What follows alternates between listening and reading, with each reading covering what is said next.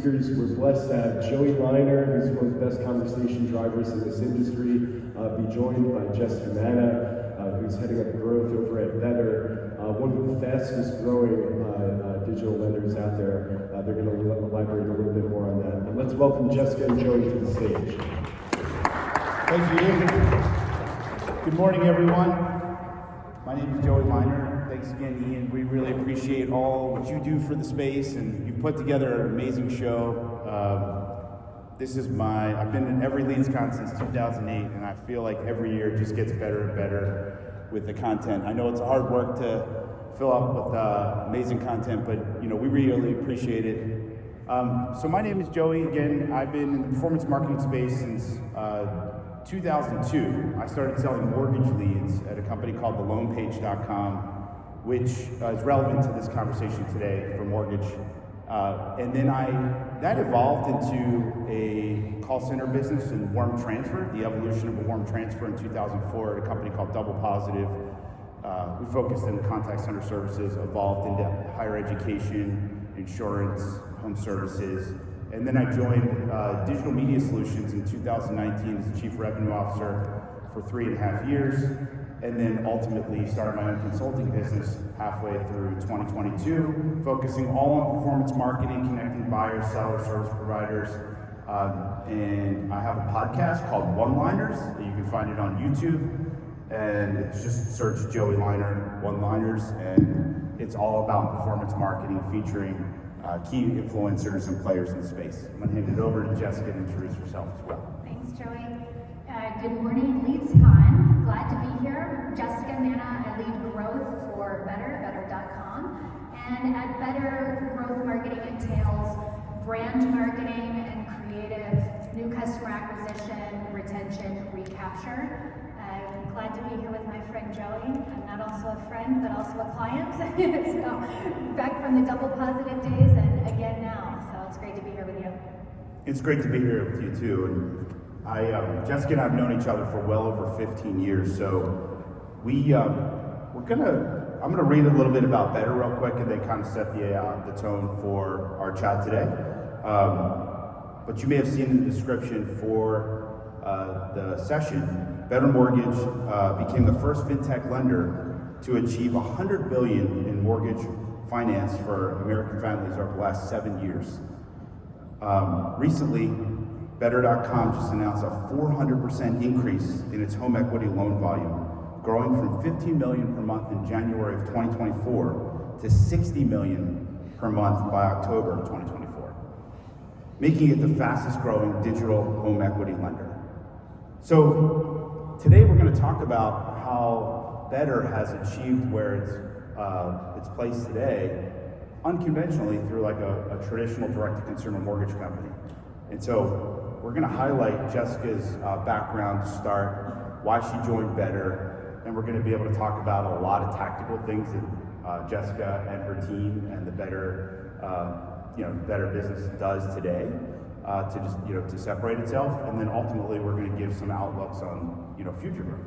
So kicking it off here, Jessica, I think like I said, I've known you for 15 years. You truly are a special person. You have you've always had a great knack for marketing and always kind of staying ahead of the curve, I would say.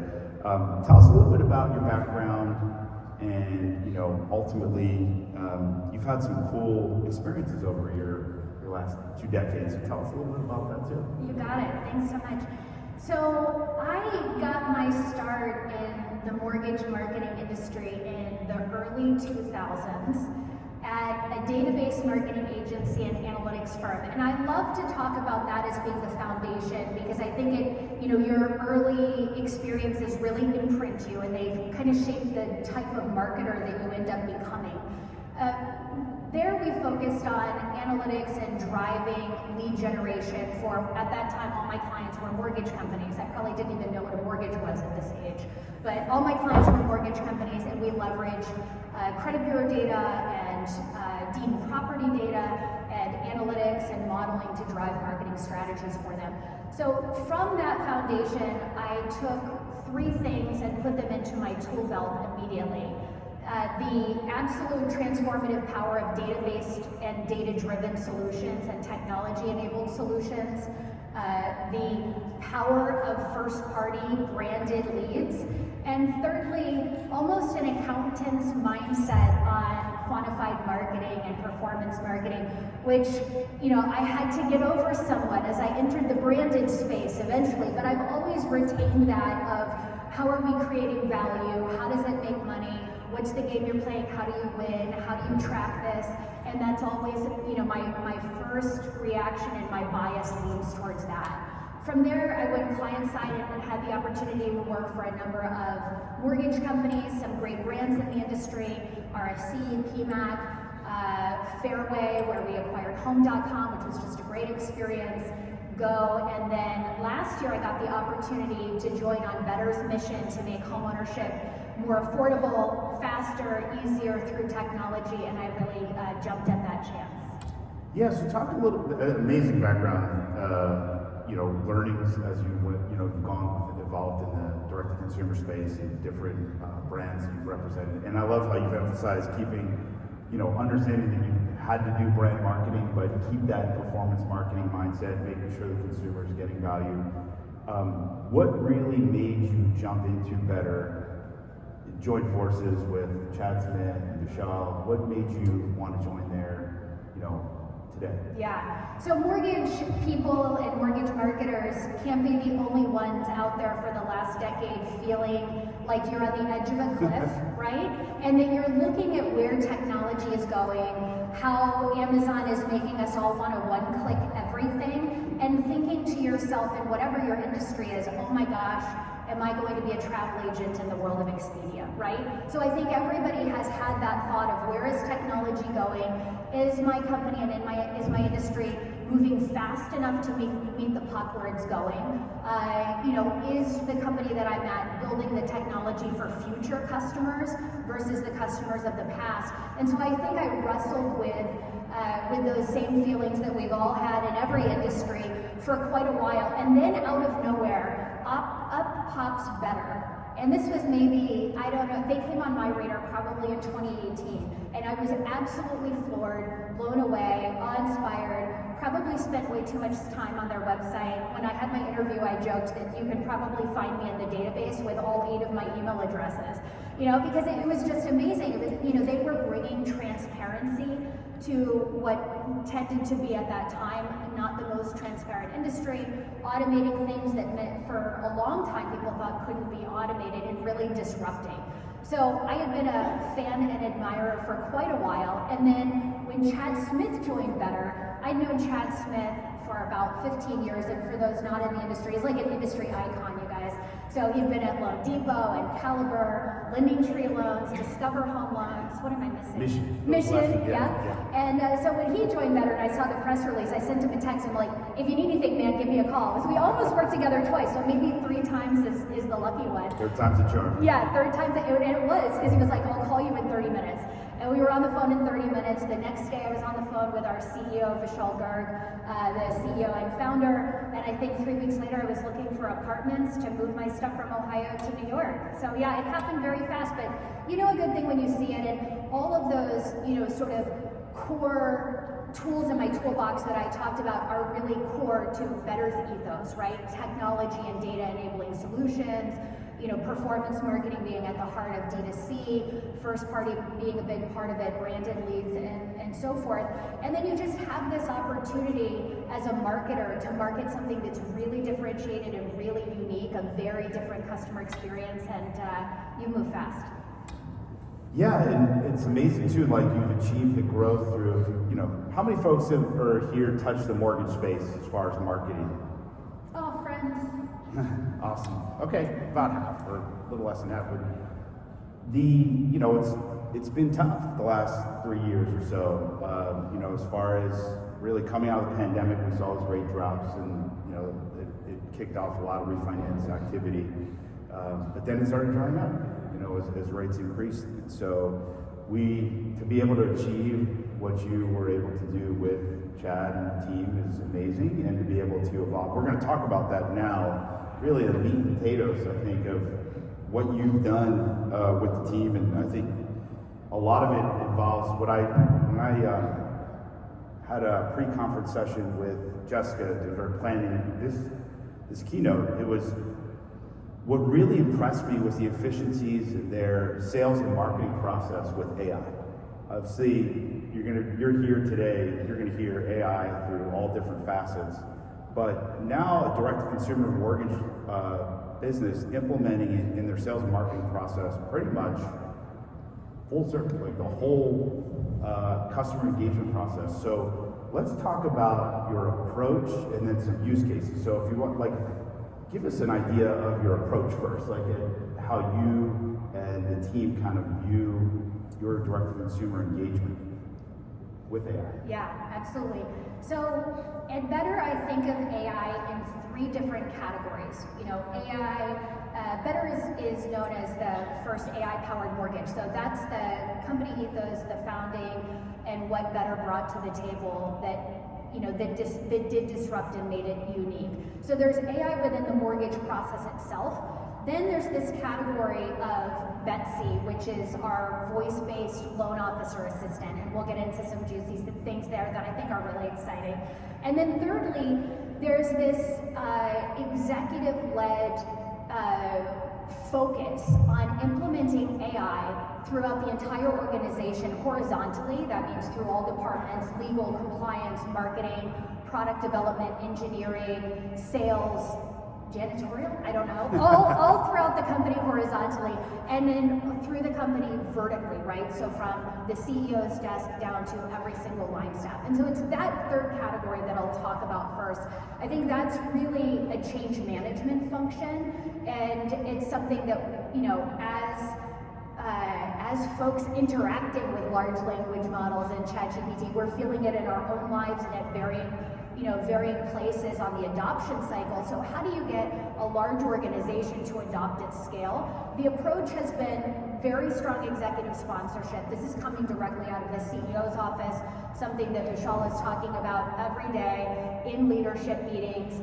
Has appointed a change management officer, basically, for lack of a different term, which is a centralized planner, a single person who's meeting with leaders throughout the organization to track their AI initiatives and how they're implementing change within their teams, but a decentralized selection of tools and use cases. And I'll talk about a marketing example at the end. And then from a people perspective, I think to get any kind of change, it has to be a bonusable activity, right? It can't just be something we want you to do, but something we're actually tracking that's part of your annual bonuses. It has to be part of job descriptions and interviewing and hiring questions.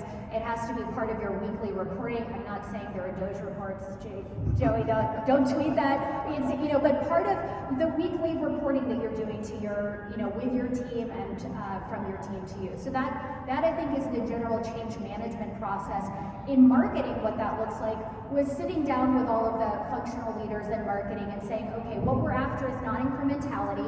It's not about, can you write a social media caption faster with ChatGPT? It's about step function changes. How do you get a 10x or some x step function change in output here? And so we've broken into 2 categories. What are your limiters in your functional area? A limiter might be, I have to write content and it takes 2 days to get a legally compliance review, right? So what are your limiters, and then what are your accelerators? Accelerators might be, what if I can, instead of creating 30 videos in a month, create 300 videos in a month? What does that do for marketing outcomes? So tracking or creating a list of your accelerators and your limiters, and then doing like you would with any project prioritization, which is assigning dollar values to those. How much do we save through efficiency, or how much could we potentially generate through revenue or business outcomes? And it's like asking the questions of, is it hypothetically possible to reduce customer acquisition costs or CAC by 25% if we can go, from, like I said, 30 videos to 300 or 1,000 for high velocity, rapid testing. And so those are the questions that are being asked and how we're framing it. Wow. No, it makes sense. Like given what I was talking about earlier about efficiency, given the what was perceived as a down market, you guys are capitalizing on maximizing and engaging your staff, giving them these KPI targets, but leveraging fully encompassing everybody to have the common approach.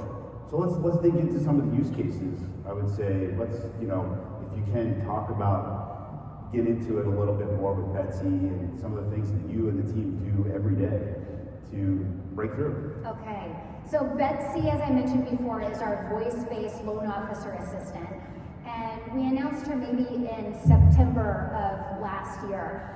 Betsy leverages large language models to communicate autonomously with customers, with leads.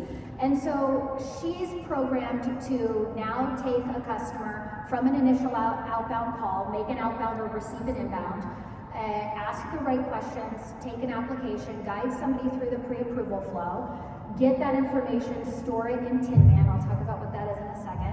And then be able to quote a rate and lock a loan autonomously. Right? That's cool, right? Yeah. So, and on our last earnings call, Vishal played a demo of Betsy doing just that. And so that's changed, that's brought a lot of new functionality for us. Being able to, I think now 100% of inbound calls are answered by Betsy, maybe 33% of outbound calls are made by Betsy, and she's able to call those leads in real time. I think one of the things that makes Betsy functional and work really well is the fact that she's operating on Tin Man. And Tin Man for us is our proprietary platform. It combines point of sale, loan origination, pricing and eligibility, CRM, insurance, appraisal, QC, closing, everything all in one end-to-end system. Which if you think about what a voice AI is doing, if I call you, Joey, and I ask, can I pull your credit? Betsy is doing all of that in one system. So instead of using 8 disparate systems, asking if you can pull credit, pulling credit, recording that in a loan origination system, then having to go out and make a call to a pricing engine, return the pricing to the loan origination, that's a lot of hops. Yeah. So when you have a lot of hops, you have latency, and then you have a very fragmented conversation. It's kind of like if you've ever been on one of those calls when you hear yourself or when there's a delay. So you can't have that in voice-based AI and these kinds of natural conversations. So I think having Tin Man as the heart of this interaction makes it work as seamlessly as it does, and that's where you've seen the 20 times growth in the last 8 months. That's awesome, and one-stop shop. It sounds like to be able to keep track of what I've found with a lot of mortgage businesses is just the fragmentation of all the CRM and the quoting system, and there's just a lot of, not only like the latency you referred to, just being miscommunication between internal just for tracking, and it seems like you guys have been able to build that.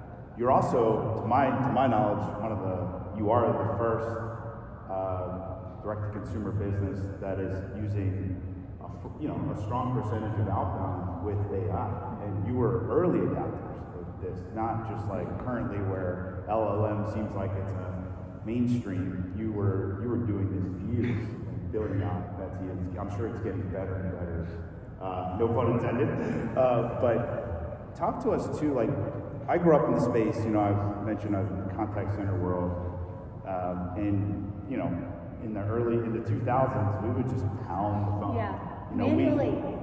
But also just we'd call a consumer 4 or 5 times a day, maybe more. Like we basically didn't care. It's kind of just the reality. I've learned so much over the years, but as marketers and contact centers, generally speaking, we would just on the phone. And just tell the consumer what ultimately pick up. Of course, there's been evolutions of do not call and TCPA since then. But talk to us too about how your outbound approach with Betsy, what is it like using, like when you first joined, like you said, and seeing this in action, what's the difference between just calling the consumer when it's convenient for the marketer and the advertiser versus just now using this tool that really makes you stand out? Yeah, it changed quite a bit. I remember I was new to Better. I was maybe in my second week, and Vishal called me into his office. He was like, I want to play something for you. And this was very early on with Betsy. So he played this real consumer call, and it's a lending tree. So Betsy, and we called her her name was Betty at the time until we realized that was trademarked. So Betty makes the call and she's like, the guy picks up and she's like, this is Betty, maybe she said like the voice assistant for Better, calling on behalf of Lending Tree. And the guy loses it. Oh my God, I just did that. How did you do that? And you've been doing leads and multi-match and as long as I have, right, 2 decades, and those are the moments that you're looking for. But I had goosebumps top to bottom. I don't know who was more excited, whether he was more excited or I was, but I'm like, oh, this is gonna be good. Like, this is gonna be transformative for us. And it's because, we have the same problems that many people have. Can we make the call fast enough? Can we be available nights and weekends? Leads are a 24-hour business. It's not like a shop that closes at 5 o'clock. It's the internet, right? So can we be available when a customer submits that lead? Are we losing it because a larger call center is calling it faster that has more people licensed in Mississippi on a Sunday? I don't know. And so we struggled with all of those, and for those reasons we steered a little bit clear of multi-match leads for a while. So that has been really great to watch her skills develop, great to watch the performance increase. I think pre and post Betsy, we saw maybe a 320% lift in lead to app and 200% lift in lead to fund on those multi-match. Now, there's still probably a number of people in this room who have better conversion on multi-match than we do, so don't get too excited. But it's a huge increase, and you can just see where it leads. And you watch Betsy be trained for more and more activities over time and to handle new situations. Yeah, and I remember in our pre-conference chats as well, we talked like Betsy doesn't take off for holidays. The speed is not yet, but maybe she'll unionize. I don't know. Speed still is getting better, right? Speed is great. Amazing. It's 400 times faster than a human could, right? So in those, the pre-Betsy world, maybe we'd make a call in 5 to 10 minutes. Now it's, I've seen them as fast as 500 milliseconds on average, maybe 800. So it's definitely changed the game for sure. And do you guys try to does it run like 24/7, or do you try to focus it during like active business hours? Yeah, it's inbound, so it's 100% of inbound. So Betsy is awake when you're awake. Yeah. Having like Ditech, cooking bacon in the nude, flashbacks here. Remember that commercial? Yes. But yeah, when you want to transact and you want a loan, you can call Betsy basically. That's awesome. Well, you talked about multi-match leads. It's very competitive buying those leads, right? That was an obstacle, I think, for you, right, initially joining Better. So can you talk to us a little bit about some of your success there? You talked about it a little bit, but can you dig in a little further and how, because I don't think any of your competition is doing the same engagement process as you guys, clearly. So how have you kind of grown and improved your process with an example like a Lending Tree? Yeah, so I think first of all, Betsy was trained on Lending Tree leads. So that was her early training ground last year when Better started developing her, was to train her on those leads specifically. So I'd say, some of the things that have happened since then, like I said, the speed to contact, the availability, going from, taking inbound calls. We had a dedicated team taking inbound calls. That team has now shifted and is doing other activities. Betsy takes those. And recently, Betsy started handling all of the inbound and outbound for a specific state. So we wanted to see, is it possible to handle all calls irrespective of where they come from, not just inbound, but also outbound, not transactional calls, but lead-related calls. And then I think another development that was fun to watch was Betsy's ability to chit-chat. So anybody who's got a call center, uses a call center, if you've been anywhere near a call center, you know that the moment of death is when you have somebody who's ready to buy, and then you have to put them on hold to get a salesperson, right? It's like all your hopes and dreams are right there on the line, and then you've got this delay, and do they hang up? And so at the beginning, I don't know if it was maybe hold music or something, and the abandon rate was a little bit high, waiting for a licensed person in that state. So we said, okay, we got to teach Betsy to chit chat. So some of the more fun things are these days listening to those interactions where Betsy's like, okay, while we wait for a loan officer, how was your day? And whether somebody has a good day or a bad day, hearing her empathetic reaction to that. And a guy's like, oh, I'm just listening to this podcast, Red, White, and Blues. And then she's like, well, what's your favorite cocktail recipe? And, so it's really been fun to listen to. That's awesome.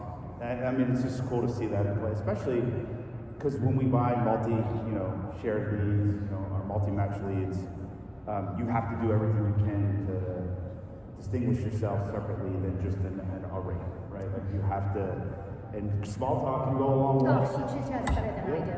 And it's exactly, it's pretty cool to see that because at Double Positive, we used to just tell our agents to hang on, ask about the weather. But, consumer almost can tell sometimes it's fake, so it's cool that Betsy can come back with an instant response and be able to continue the engagement process. Let's shift into search because, search, you were telling me a lot of your personal search, you've shifted away towards, this is your personal, you've shifted away towards Google, and you do a lot of ChatGPT, Perplexity, AI, also, you've seemed to implement that into your daily life. How has that mindset shifted over into your search mindset with your team at Manna? Okay, so I am that kind of weird person that I left my bank in 2008 when the App Store rolled out because they didn't have a mobile app. So I might be on these things a little bit farther ahead, but consumers catch up, and we're already starting to see that shift. I'm looking at our referral traffic, our organic traffic coming to better.com has increased 184% since I joined. Referrals from the answer engines, the ChatGPT, Perplexity, Claude, Gemini, etc. 184% is a big jump. It's still small numbers, but you know what it's giving me is it's giving me mobile v desktop vibes mid-2010s, right? Because as a marketer, you're thinking, it's just a few people right now. But at some point, there's a tipping point where more and more customers were going mobile. Now you're at the very beginning of this answer engine driving traffic.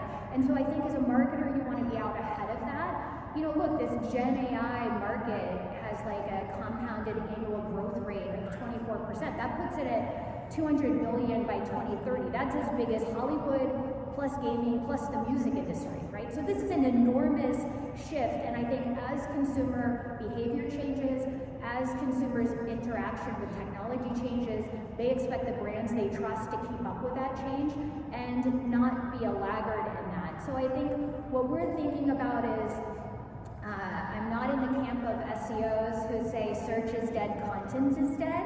I think content will always be paramount and content of value, and you have to think about where you place it. I definitely don't think search is dead until we all have Neuralink implants. People need to know information they don't natively know, right? So search is not going to be dead. Content is not going to be dead. You have to maybe rethink how you structure that content and where you place it. And then I would say just track the amount of traffic you're getting from these. Look at, what are the sources of high reputation, high authority, high trust where you can place your content, and then how do you frame it in a way that answers people's questions? Yeah, and search traditionally is always, still probably is, the highest form of intent you can get for first party. But it may totally shift, right? I agree. I totally agree. And so elaborate on some of the other first party platforms or outside of search that you're looking at today or implementing with the team. Yeah, so as I said in the beginning, I've always been a very big advocate of first-party lead generation, branded leads.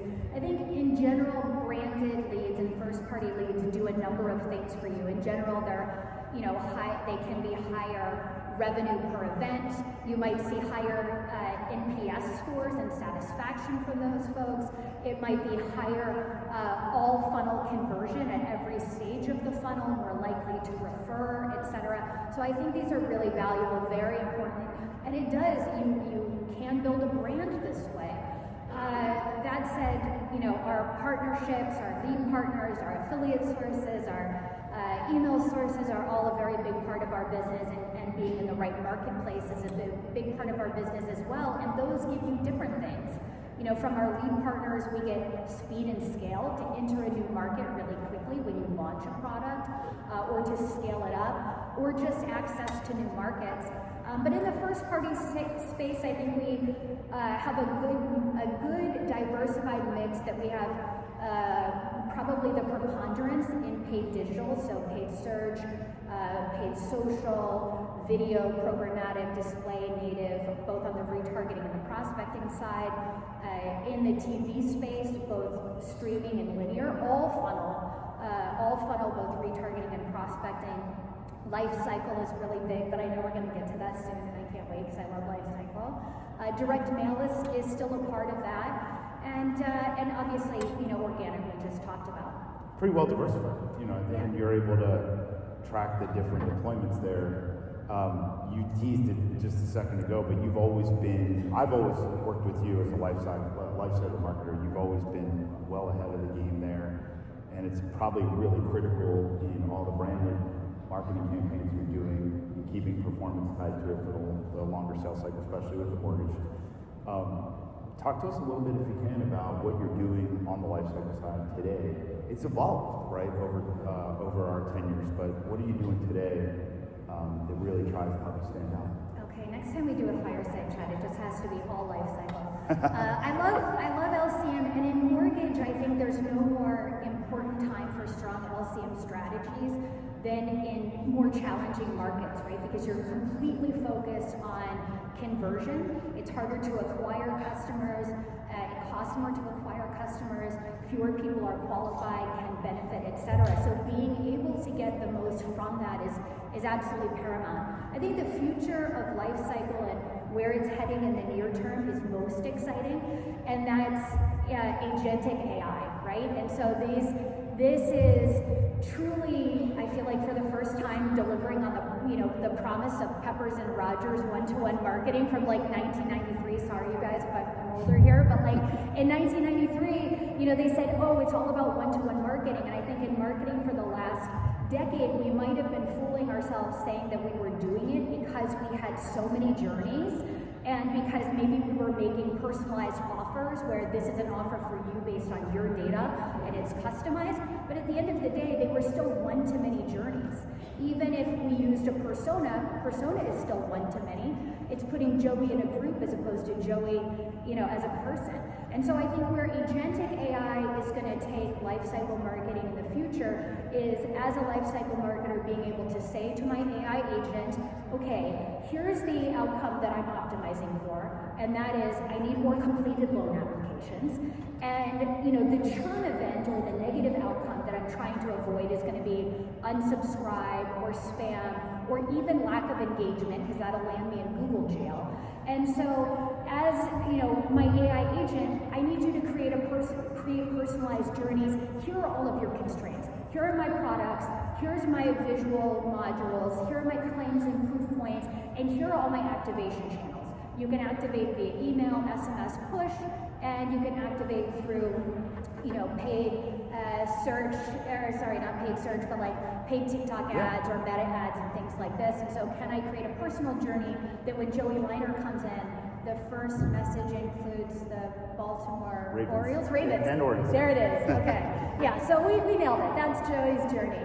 I think leading up to that, because these features are really coming quickly to customer communication platforms, it's laying the foundation. We're in, maybe the first phase when I joined was about taking what was already there, doing, the normal work that you'd expect, the customer journeys.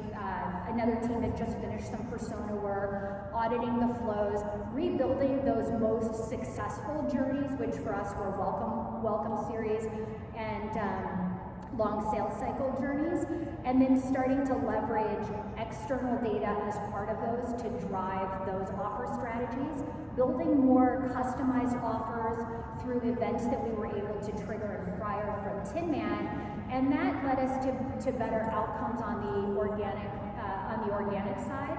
This second phase that we're in continues on that. we had good success with the external data. Now it's about integrating that with the APIs to get it more in real time. And then we did change our KPIs, right? So in life cycle, your KPI is always conversion. Well, we made this shift in this current phase to be deliverability. Because I think today, if you're not in the inbox, you're invisible and you can't get conversion. So really focusing not just on conversion outcomes, but focusing on engagement outcomes has been a big part of that strategy. Like you said, you could probably do you're very fired up about it. I am fired up about LCM. You could do a whole session, Ian, on lifecycle marketing, but it's important tied to the whole customer journey, and awesome how you really went into that. Let's shift gears to some macroeconomic forces right now that we're all kind of dealing with front and center, and then we'll end kind of on some future growth. So talk about, obviously where we are, a lot of folks in our space that were, confident the end of last year, as we were approaching the election, there was some sentiment that there would have been a couple more rate drops, or at least one up until, where we are today. Rates didn't drop as much as anticipated. However, last couple of weeks, Liberation Day. Last couple of weeks have been crazy with tariffs and the stock market. So there's a debate if rates will go up or down or stay flat. But how, obviously you talked about HELOC being a very front and center product for consumers that have good credit. They can, leverage their equity in their home and pull some money out because we're all facing bigger bills, whether it's day-to-day lives or doing some improvements in the home, whatever it is. But how do you guys see, what are you guys working on with with rates having dropped up? Does that you still keep kind of pedal to the metal on what you're working on today? Yeah. So when I joined was in August, so it was right around that time. Everybody was very hopeful and anticipatory about what would happen with rates. So the very first thing I did when I joined Better is assembled the team and said, let's make this instant on rate response across all areas of growth marketing, so that when there's a rate movement, we can instantaneously press button, deploy the rate strategy across all teams. Life cycle, paid digital, direct mail, you name it, everything throughout the board. So we spent several weeks on that. We did get the opportunity to test that. We had some good rate dips in September. And then, after that, we realized, okay, maybe rates aren't going, the movement isn't going to be what was anticipated. So we switched and said, okay, we have this whole strategy, it's all lined up, all of the messaging is there, the assets are there, kind of the checklist for what you do and when is there, so we're all ready to deploy, but can we create this without it? And so we kind of went back to the drawing board and said, okay, well, what if we test doing more promotional things? When you do these rate alerts, you get X number of completed loan apps from it. Can we do some promotional strategies or product pushes or other offers that give a similar boost? Now, you don't want to do that all the time, but can we simulate this? So we created some strategies to do that. That was pretty successful. I think when it comes to product diversification, and HELOC was successful last year, the big change for Better this year is we announced in first quarter the new partnership, Neo Home Loans, powered by Better, which is Neo Home Loans is a distributed retail channel now at Better. And in mortgage, you have this direct-to-consumer loan officers either at home or in call centers throughout the country, making calls on leads received or generated by growth marketing. In distributed retail, that's more local branches, career mortgage professionals in local markets, real estate agents, you name it. And so bringing this Neo Home Loans to Better really changed a lot of marketing strategies, product strategies, etc. I was fortunate to work with a large distributed retail shop many years ago. It had about 3,000 retail loan officers and 1,200 branches, and just from that experience, I know that product and diversified product is such an important part of that, because you don't want to lose a single loan. So I'd say a lot of the teams inside of Better, through all areas of the business, are very focused right now on augmenting the technology, product marketing, etc., to deliver on what Neo needs to continue growing. Yeah, and is that, over the last couple of years, labor has dropped off in our space because they can't sustain, a lot of overhead. Mortgage companies couldn't sustain the overhead. So a lot of loan officers, processors, underwriters have left the space. But now, like we talked about in August, there was a sentiment, hey, we need to start bringing people back. Has your strategy been part of an acquisition with Neo? I know you talked about compensation, aligning some objectives with this. Is that kind of how you separate yourselves in this recruiting pool, that you're trying to grab all these people to come to better? Yeah, I think today we think about it almost as the wrong question, right? I think the question we're trying to ask ourselves is, through Betsy and through Tin Man, can you grow production 3 times without growing headcount 3 times? Can you leverage AI all throughout the organization, not just in the voice-based AI and not just in the loan origination system, but throughout the org to not add headcount, add efficiency? And on the Neo home loan side, everybody has been very astounded. There's always been this dichotomy between direct to consumer and retail, right? Almost a little bit of a fight. And so the reaction to bringing Neo home loans to better was actually spectacular, because that feeling that I mentioned, that Expedia travel agent feeling, I think a lot of mortgage brokers and loan officers have that feeling.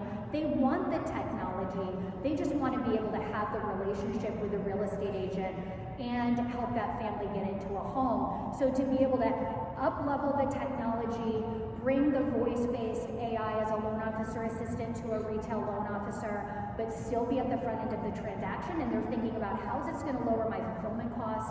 Can I pass that pricing on to my customers? And what does that do to my bottom line P&L? We've been amazed at how many brokers and loan officers have reached out. So it's been exciting. Awesome. I have to ask, because it's been a crazy couple weeks with Rocket. They've acquired, the first acquisition, the big one, was Redfin, which is one of the largest digital realtor platforms competing with Zillow. And last week they acquired Mr. Cooper, one of the largest servicing platforms or servicers in our current mortgage space today. So how's that kind of spread, you think, around the industry, or specifically for you guys? I mean, obviously you can try to speak for yourself and better, but like, how do you guys, clearly their strategy is we're going to take over the world, but how do you feel like the competition, with Better in that environment? I can't speak on behalf of Better. I came up in this industry maybe 21 years ago, and so I would say in my early formative years in the mortgage industry, when I hadn't had a mortgage and I didn't know what a mortgage was, I think I learned most of what I knew in my first 1 to 2 years by watching Quicken Loans, right? Rocket. Yep. And so I have nothing but enormous respect for what that company has done for the industry and just the smart people doing smart things there. But look, this is vertical integration at like the most unprecedented, massive scale. So you're like 50 million monthly searches and 2,000 agents and so many listings and the trillions at Cooper. I feel like this is, maybe I'm connecting the dots retrospectively, and what does that actually mean? But I feel like this is a vertical integration strategy that they started with Lower My Bills in 2017, right? Getting access up funnel to customers. I'm a marketer, so maybe I think of these things naturally, but so to me, you're a more mature company, you've got to grow and scale. It makes sense to vertically integrate. I wish them nothing but success. It's a multi-trillion-dollar industry, so there's room for a lot of people to win here. Yeah, well said. And you're right. We do. At the time, as the broker kind of crashed and going through the financial crisis, coming out of that, Quicken was really responsible for the big direct-to-consumer mortgage boom by helping us all buy these multi-max leads and evolution of it, and we've learned so much along the way. So let's close out with, what's your focus for the rest of 2025, giving you some good momentum in 2026? Yeah, so Better's focus is really growing and empowering Neo home loans, first and foremost. A pretty laser focus on growth, but profitable unit economic positive growth. And then continuing the push of AI through the mortgage process, through Betsy, through the organization to deliver on that profitable growth.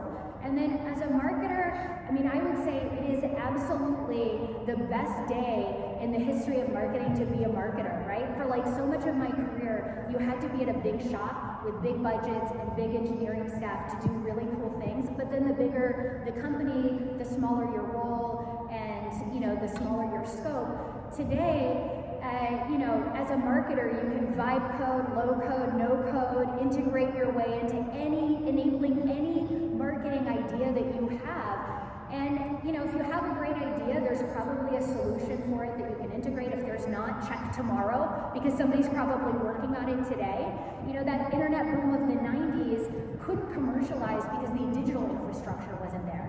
But today, the digital infrastructure is there, AI is giving you the intelligence, and if you have a marketing team of 1, you can act like a marketing team of 10. So it's just an exciting time. We're all marketers, let's get after it, and that's the future, I think. Awesome. Well, we want to thank you guys for joining us this morning. We really appreciate you listening in, and we'll be around if you guys want to chat afterwards. Thank you so much. Thank you, Jessica.